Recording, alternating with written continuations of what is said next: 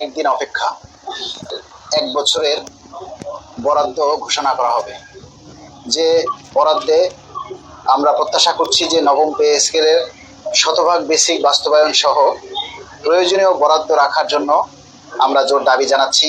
সারা বাংলাদেশের 22 লক্ষ কর্মচারীরা অধীর আগ্রহে আছে শুধু এই একটি কথা শোনার জন্য। 11 বছরের চাওয়া, 11 বছরের না পাওয়া, 11 বছরের দুঃখ কষ্টের অবসান হবে আগামী 11ই জুন। এই প্রত্যাশায় 22 লক্ষ কর্মচারীরা অপেক্ষা করছে, দিন গুনছে। অথচ আপনারা হয়তো অনেকেই জানেন না যে এই একটা দিন এক একজনের কাছে এক এক বছরের মতো মনে হচ্ছে। কেন সময় ফুরাচ্ছে না? আমার নিজের কাছেই মনে হচ্ছে এক একটা দিন 1 বছরের সমান, যার কারণে সেটা নিয়ে একটা গান গেয়েছি। এই লাইভে আসার আগে সেই পোস্টটা দিয়েছি যে এক একটা বছর মনে হয় যেন, এক একটা দিন মনে হয় যেন এক একটা বছর।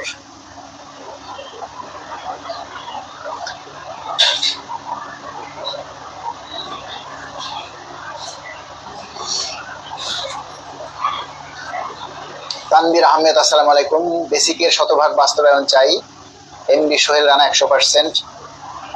শাহাবুদ্দিন মুন্সি ভাই লাইভে যুক্ত হচ্ছে। ইনশাআল্লাহ আমরা শাহাবুদ্দিন ভাইকে লাইভে নিব। তার আগে সবাই একটু লাইভটা শেয়ার করে দিন।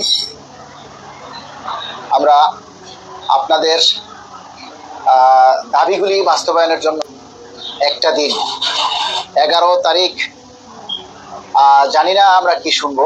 আমরা আশা করি ভালো কিছু শুনবো। আমাদের পে স্কেলের জন্য প্রয়োজনীয় বরাদ্দ রাখার জন্য আমরা জোর দাবি জানাই। তবে সবাই শুধু একটা দাবি করুন যে আমরা শতভাগ মূল বেতন সহ 1 ধাপি পে স্কেল বাস্তবায়ন চাই। সবাই এই দাবিটা করুন। সবার কাছে শুধু এটুকুই মিনতি যে আপনারা আমাদেরকে ভিউ ব্যবসায়ী বলেন আর যে ব্যবসায়ী বলেন, এই ভিউ ব্যবসা করে শুধু আপনাদের কথাই কিন্তু আমরা বলছি। ভিউ ব্যবসা করে আমরা বাড়ি গাড়ি করিনি, ভিউ ব্যবসা করে লাখ লাখ টাকা ইনকাম করিনি।